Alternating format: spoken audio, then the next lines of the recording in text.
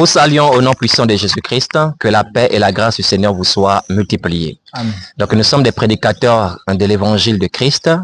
Je suis le prédicateur Ibo et le prédicateur Léris qui est à ma gauche et le prédicateur David à ma droite. Aujourd'hui, nous aimerions vous aborder sur une thématique très importante, c'est par rapport à la célébration du mariage. Est-ce que le pasteur ou un homme de Dieu a reçu le pouvoir de célébrer, de marier les gens dans l'église? Donc nous voulons parler aujourd'hui du mariage religieux. Parce qu'on le voit aujourd'hui, il y en a même qui vont tellement loin et qui affirment que si vous êtes marié à l'état civil ou même à la coutume et que vous n'êtes pas marié, ce qu'ils appellent à l'église, Dieu ne reconnaît pas votre mariage. Il y a d'autres aussi qui disent qu'il faut la prophétie, qu'il faut d'abord que la prophétie vienne ou que l'ancien reçoive de Dieu l'autorisation pour décréter le mariage de quelqu'un de la communauté.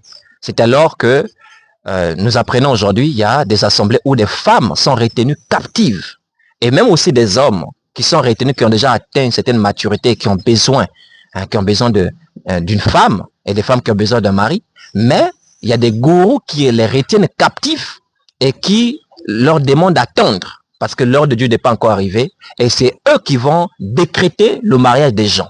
Donc du coup, mon frère, on n'a plus la liberté aujourd'hui d'aller trouver pour dire par exemple, cher ancien ou pasteur, voilà, j'aime telle sœur de l'assemblée et je voudrais vraiment former des projets de vie avec elle. Ou encore, j'ai rencontré quelqu'un avec qui j'aimerais passer le reste de mes jours. Ils n'ont même plus ce droit-là. On leur prive, on leur arrache même ce droit-là.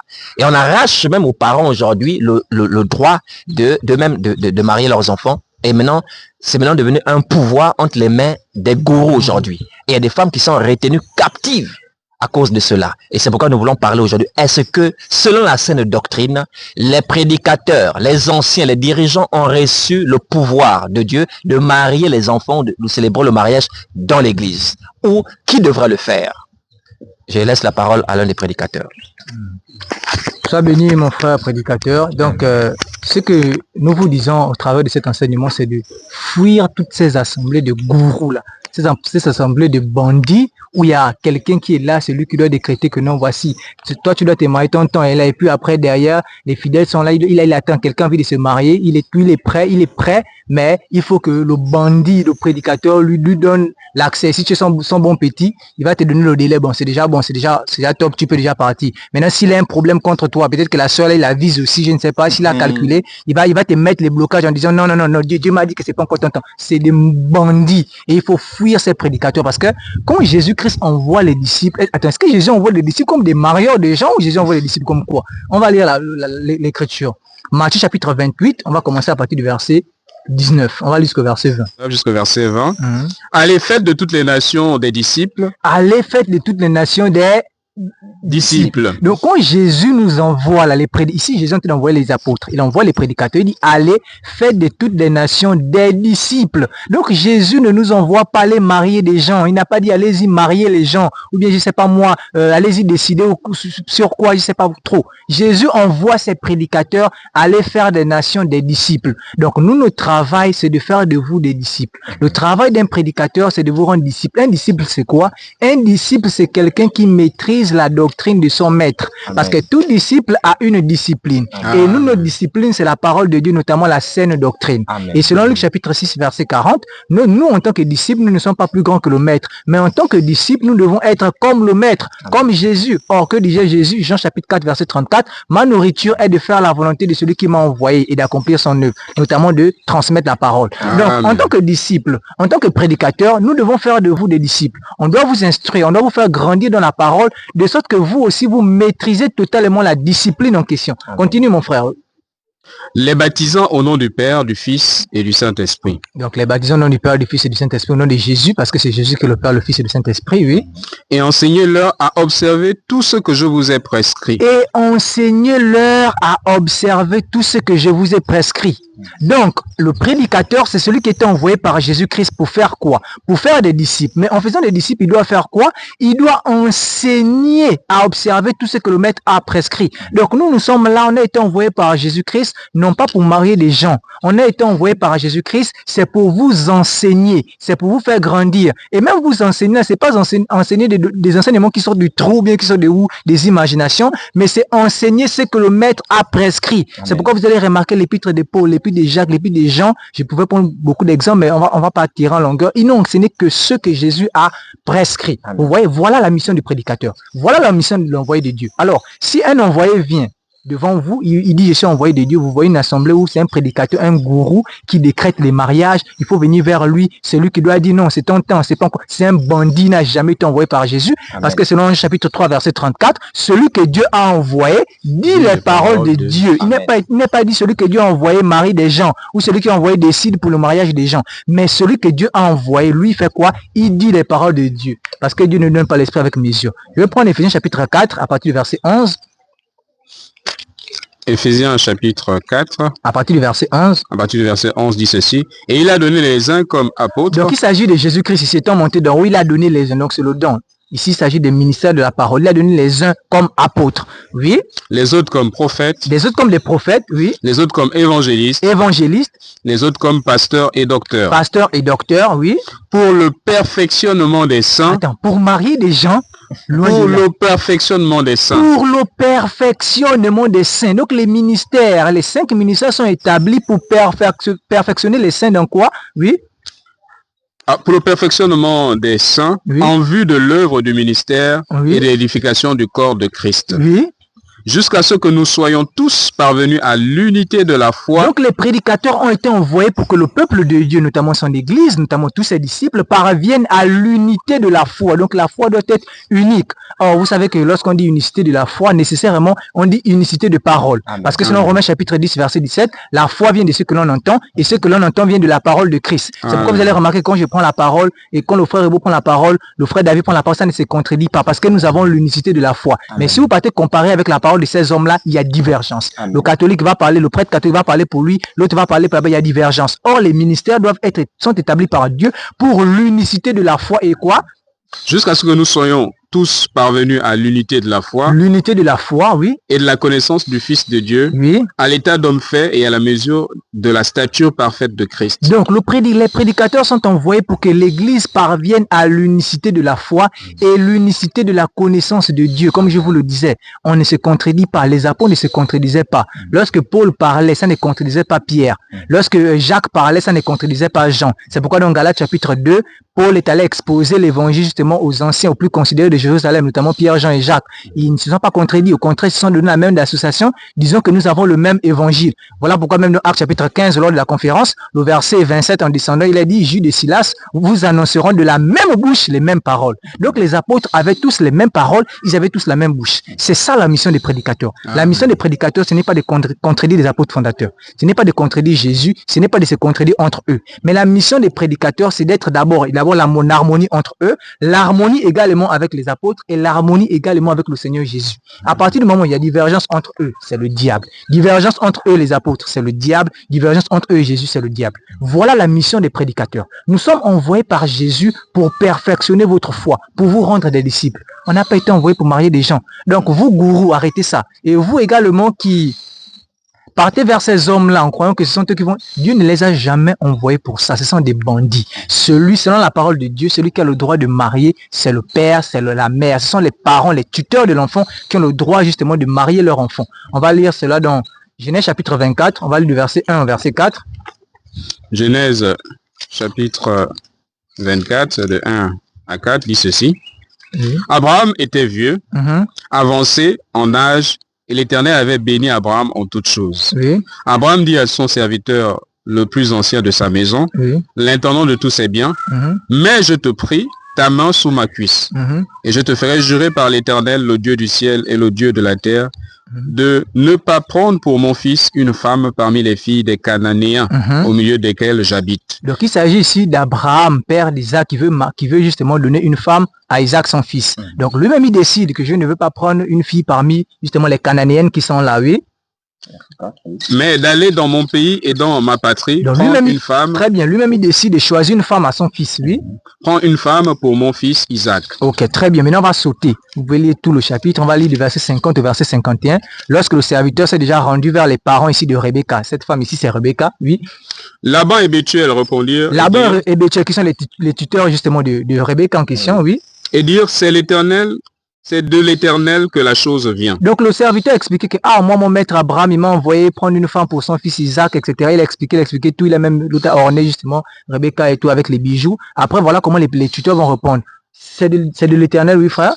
Nous ne pouvons, c'est de l'Éternel que la chose vient. Oui. Nous ne pouvons te parler ni en mal ni en bien. Le père lui-même, Isaac, il décide de prendre une fille justement pour une femme pour son fils Isaac. Vous voyez, alors il va envoyer le serviteur. Et donc le serviteur se rend, il n'est pas se rendre vers un gourou, bien il n'est pas se rendre vers je ne sais qui. Le serviteur part se rendre vers les tuteurs. Il part se rendre vers les parents de Rebecca. Et alors voilà comment les parents déclarent, c'est de l'Éternel qui vient de la chose, oui. 51. Verset 51. Voici Rebecca devant toi. Voici Rebecca devant toi, oui. Prends Eva. Prends Eva. Ils n'ont pas dit, bon, il ne faut pas venir nous voir, c'est d'abord voir un gourou, un marabout, ou bien je ne sais pas moi, quelque part, et celui qui va nous dire si on peut la laisser partir ou pas.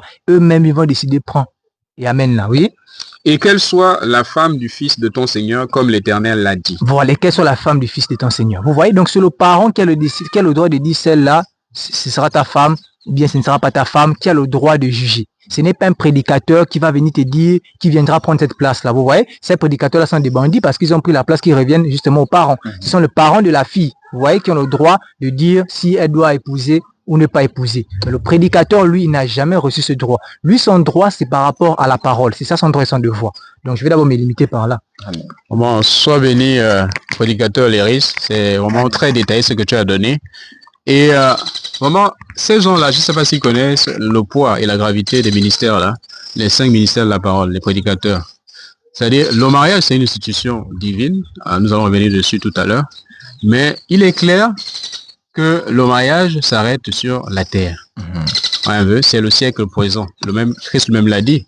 C'est-à-dire, dans le siècle à venir, il n'y aura plus de mariages. En tout cas, les mariages terrestres. Amen. Et vous croyez que le Seigneur va mettre ça dans la mission des prédicateurs, s'occuper des mondanités. C'est grave. Ça, c'est le monde qui est entré dans l'église. Et ça, c'est le travail de l'Antéchrist. Selon Daniel 7, verset 25, leur projet, c'est changer la loi du Seigneur. Amen. Et dans la loi du Seigneur, dans les missions des prédicateurs, il n'a jamais été question de faire des mariages. Ça n'a jamais été question. Et la prédication, c'est tellement lourd et ça vise le siècle à venir, préparer les âmes pour le siècle à venir. Amen. Il y a un passage dans Acte 6, parce que les prédicateurs au commencement, ils s'occupaient aussi du diaconat, de servir aux tables. Et il y aura une petite confusion qui va se créer par rapport à cela. Et au sortir de là, les prédicateurs vont préciser en fait ce à quoi le Seigneur les appelle. C'est Acte 6, les frères, trouvez-moi un peu le verset, Acte 6, un peu en descendant vers la fin, lorsque les prédicateurs, notamment les apôtres, inspirés par le Seigneur, vont décider de ne plus servir aux tables. Et ils devaient vaquer à ce à quoi le Seigneur les a appelés premièrement.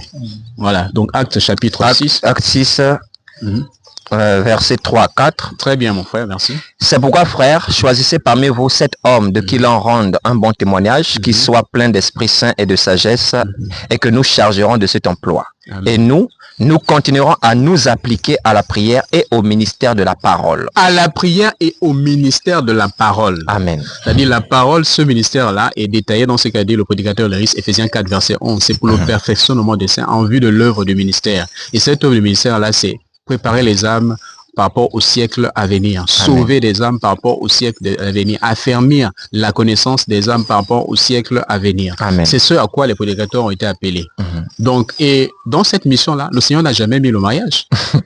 Il va mettre le mariage. Le mariage, même les mères, même ceux qui sont à la mairie, ils ont même cette sagesse-là. Il dit jusqu'à ce que la mort vous sépare. Et nous allons travailler en tant que prédicateurs pour les choses qui vont rester ici sur terre. Donc, allons-y au commencement, même au commencement, dans Genèse 2, verset 24, lorsque le mariage a été institué par le Seigneur. De quoi il était question? Genèse 2, chapitre 2, verset 24. Oui. C'est pourquoi l'homme quittera son père et sa mère et s'attachera à sa femme. Non, quittera son père et sa mère, passera par les pasteurs et s'attachera à sa femme. C'est bien cela? Non. Voilà, nous ne sommes pas en train de blaguer avec les Écritures, mais c'est pour montrer la gravité.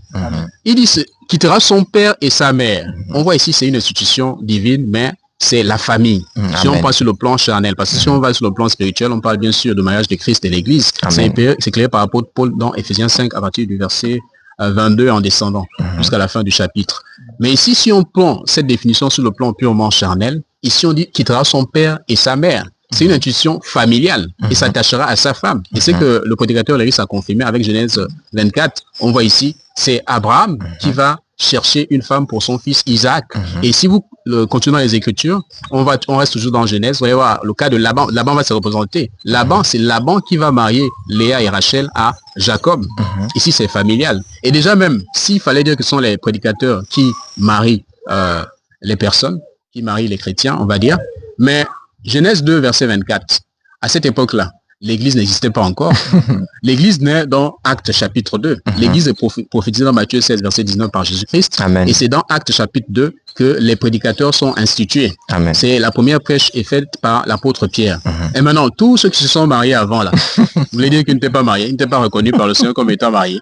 D'ailleurs, il y aura certainement d'autres vidéos pour aller en détail sur ce que c'est véritablement le mariage, conformément à Genèse 2, verset 24. Mais vous comprendrez ici que il n'a jamais été question des prédicateurs. Le mariage est institué dans Genèse 2, verset 24, et les prédicateurs, eux, ils entrent en activité à partir de Actes chapitre 2. Donc vous comprenez ici que c'est une fausse doctrine qui a été introduite par les faux prophètes, notamment à partir de l'Église, même du mal à dire Église, par la fausse doctrine qui est le catholique romain, et qui a été pérennisée par le protestantisme et les églises dites de réveil.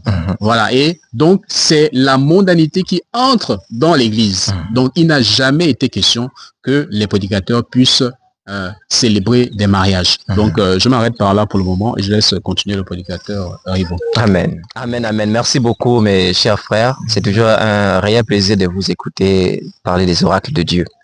Parce que la parole qui sort de votre bouche n'est que vérité. Amen. Et je pense que les élus se réjouissent en écoutant de telles choses parce que comme le Seigneur l'a dit, vous connaîtrez la vérité et elle vous affranchira. Et elle est déjà en train d'affranchir les enfants de Dieu qui avaient été retenus captifs par ces faux prophètes et ces faux docteurs. Il n'y a aucun verset dans la Bible qui donne le pouvoir, l'autorité, le mandat à ceux que Dieu a établi pour enseigner de marier les gens. Amen. Cela n'existe nulle part. Les sacrificateurs n'avaient pas ce rôle. Les apôtres n'avaient pas ce rôle. Et d'ailleurs, l'apôtre Paul, en parlant du mariage, dans 1 Corinthiens chapitre 7, aujourd'hui, vous voyez très bien que ces hommes-là ne marchent pas suivant le modèle de Christ et de ses apôtres. Parce que Paul dit dans 1 Corinthiens 11, verset 1, soyez tous mes imitateurs. Vous voyez? Mais on voit très bien qu'il n'imite pas l'apôtre Paul. Par exemple, dans 1 Corinthiens 7, l'apôtre Paul valorise par exemple le célibat. Mais aujourd'hui, dans ces assemblées-là, tant que vous n'êtes pas encore marié, mais on vous regarde comme le plus grand des pécheurs. On vous regarde comme, je sais pas, comme un criminel. En fait, pour eux, vous êtes malheureux. Donc pour eux, quand tu es marié, en fait, ça y est, tu atteins la gloire divine. Mais c'est grave. Dans le contexte chapitre 7, l'apôtre Paul encourage au célibat. Et lorsqu'il arrive aux questions liées au mariage, est-ce que il donne une institution où l'Église doit célébrer le mariage? Que dit-il au verset 36, 1 Corinthiens 7? 1 Corinthiens 7, verset 36. Oui. Si quelqu'un regarde comme déshonorant pour sa fille de dépasser l'âge nubile et comme nécessaire de la marier, oui, qu'il fasse ce qu'il veut. Qu'il fasse ce qu'il veut, oui. Il ne pêche point. Il ne pêche point. Qu'on se marie. Est-ce que Paul a dit, non, qu'il fasse comme je veux? Loin de là. Non, il fasse comme il veut. Ici, on lui second dit le père. Dans d'autres versions telles que français courant, on dit le jeune homme qui a fiancé une femme. Et dans le grec, les théologiens n'ont pas pu s'accorder. Certains ont choisi le jeune fiancé qui doit aller prendre sa femme et d'autres ont choisi le père ici. Bon, on sait que dans les Écritures, c'est vrai, le père donne sa fille en mariage. Mais en vrai, ici, dans 1 Corinthiens chapitre 7, 36 à 37, la bonne traduction, c'est le jeune fiancé. Pourquoi nous vous le disons? Parce que c'est plus correct, même quand on regarde bien la vision de Paul. Revenons à ce qu'il dit, au verset 36, et on reprend le 37, qu'est-ce qu'il dit? Si quelqu'un regarde comme déshonorant pour sa fille de dépasser l'âge nubile et comme nécessaire de la marier, qu'il fasse ce qu'il veut, il ne pêche point. Que dira-t-il dans la suite? Qu'on se marie, mais celui qui a pris une femme, qui a pris une ferme, mais celui qui a pris une ferme résolution, sans contrainte et avec l'exercice de sa propre volonté, avec l'exercice de sa propre volonté, oui, et qui a décidé en son cœur de garder sa fille vierge, celui-là fait bien. Même vous-même, comment un père peut décider de lui-même de garder sa fille vierge pour toute la vie? Ce serait criminel. parce que Dieu a institué une loi au commencement, il dit les désirs de la femme se porteront vers son mari. Et c'est lui-ci, donc le mari devait dominer sur la femme. Donc ici n'est pas question d'un père qui décide, bon, toi ma fille, toi tu vas rester vierge toute ta vie, tu vas pas te marier. Non, ce serait vraiment énorme et méchant. En fait, ce qu'il faut comprendre, c'est qu'ici l'apôtre Paul encourage à tous les hommes d'être comme lui, de le célibataire. Voilà pourquoi ici c'est le jeune homme qui a fiancé une épouse, une femme, une fiancée, et maintenant qui normalement est censé déjà aller la chercher pour qu'elle vive avec elle, parce que les fiancés ne vivent pas encore ensemble. Vous voyez? Mais l'apôtre Paul dit, comme il a fiancé, mais il n'y a pas encore eu contact sexuel. Donc, il peut encore se résilier. Voilà, il peut encore rompre ce lien-là. Il peut décider de rester célibataire et se donner tout entier à l'œuvre de Dieu, comme l'apôtre Paul, et ne pas se marier. Mais quoi qu'il en soit ici, que ce soit le père qui doit marier sa fille ou le jeune fiancé qui doit prendre sa jeune fiancée, l'apôtre Paul fait bien comprendre qu'il fasse comme il veut. C'est ça le plus important par rapport à notre enseignement. Vous voyez, il n'a pas dit qu'il fasse comme moi je veux. Vous voyez donc, pourquoi l'apôtre le dit? Parce que les apôtres n'ont pas été institués pour prêcher le mariage charnel, pour célébrer les mariages charnels, mais ils ont été établis pour le mariage spirituel. On va voir cela dans 2 Corinthiens chapitre 11 verset 2. Que dit l'apôtre Paul? 2 Corinthiens chapitre 11 verset 2. 2 Corinthiens 11, verset 2. Oui. Car je suis jaloux de vous d'une jalousie de Dieu, parce que je vous ai fiancé à un seul époux pour vous présenter à Christ comme une vierge pure. Voilà, je vous ai fiancé à Christ, je vous ai présenté à Christ comme une vierge pure. Amen. Donc ici, l'apôtre Paul dit qu'il nous a fiancés à Christ. Donc on voit que les vrais prédicateurs ont pour rôle de marier les enfants de Dieu au Seigneur Jésus-Christ. C'est de ce mariage. C'est pour ce mariage que Dieu nous a établis et c'est ce mariage que nous devons annoncer. Amen. Pour ceux qui concernent la société, mais va voir ses parents, voyez, ou rendez-vous à l'état civil et obéir aux normes par rapport à votre société. C'est aussi simple que ça. Vous n'avez pas besoin d'un pasteur qui va soi-disant relâcher une bénédiction. Ça n'a aucun fondement biblique. Amen. De l'ancienne à la nouvelle alliance. Leur rôle n'a jamais été de célébrer les mariages. Vous voyez, mais comme ce sont des hommes cupides, amoureux de l'argent, et ils savent très bien qu'il y a du business, il y a du trafic derrière les mariages qui sont célébrés. Donc, comme il y a leur mangement dedans, voilà pourquoi ils ont institué cela, pour avoir, comme on dit, le coca, pour manger. Vous imaginez combien de dépenses sont effectuées. Et la personne qui doit venir vous bénir, mais bien sûr, il faut quand même un petit chèque pour lui, une petite enveloppe pour lui. Ouais, donc il cherche toutes les ruses, tous les moyens sont bons pour se faire de l'argent. Mais sinon, cela n'a jamais été institué au commencement. Et un autre point, je vais finir quand même par là, qui est grave parce qu'il y a des couples aujourd'hui qui sont séparés parce qu'ils n'ont pas encore célébré leur mariage sur le plan humain. Par exemple, ils ne sont pas encore allés vers la famille, vers les beaux-parents. Et on dit qu'ils sont de la fornication, on dit même au messieurs, il faut dormir à terre. Ne dors pas sur le même lit que ta sœur. Bon, ce que vous devez comprendre, c'est que nous ne vous encourageons pas à garder vos femmes ainsi sans aller voir leurs parents. Ce n'est pas sage. Ce n'est vraiment pas du tout sage. Et c'est surtout quand vous n'avez même pas connaissance de leurs parents. Bon, imaginez, j'ai pas juste pour rire un peu, imaginez que cette fille-là soit un fantôme.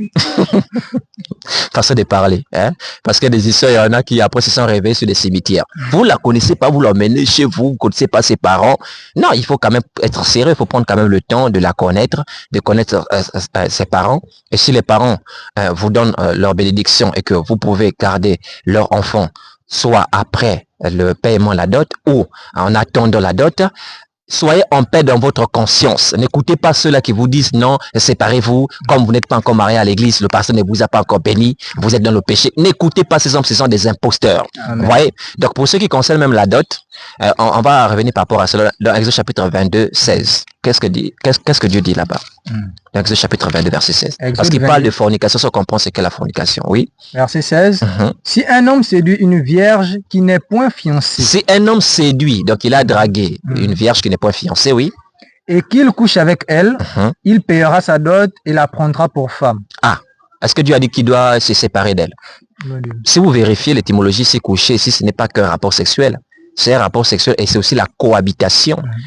Pour ceux qui connaissent la version de Bible hébraïque qu'on appelle Tanakh, c'est dit un homme qui cohabite avec la fille en question. Vous voyez, on dit après, il paiera sa dot. Mais tout cela dépend aussi du père, parce que la suite dira quoi?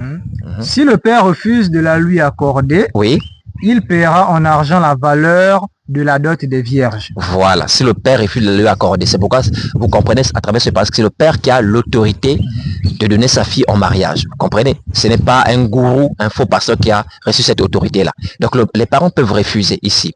Mais d'après la loi juive, il devait avoir une compensation. Il devait quand même payer la valeur de la dot des vierges. Pourquoi? Parce qu'il a connu cette dernière, elle n'est plus vierge. Et quand elle devient, quand elle n'est plus vierge, on ne peut plus payer de dot pour elle. Ça aussi, c'est quelque chose que vous devez savoir. Il n'y a aucun verset dans la Bible où on paie des dots pour des femmes qui ont déjà connu des hommes.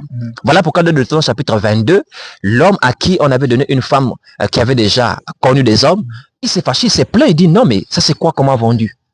Excusez-moi, hein, c'est choquant ce que je vous dis, mais si vous vérifiez en hébreu, le mot dot, c'est moar, qui signifie prix d'acquisition, prix d'achat d'une épouse. Par la pratique de la dot, on achète une femme. C'est dur à entendre, vérifiez l'hébreu, c'est ça la triste vérité. Vous voyez, donc, ils avaient réduit la femme à un fonds de commerce. Vous voyez?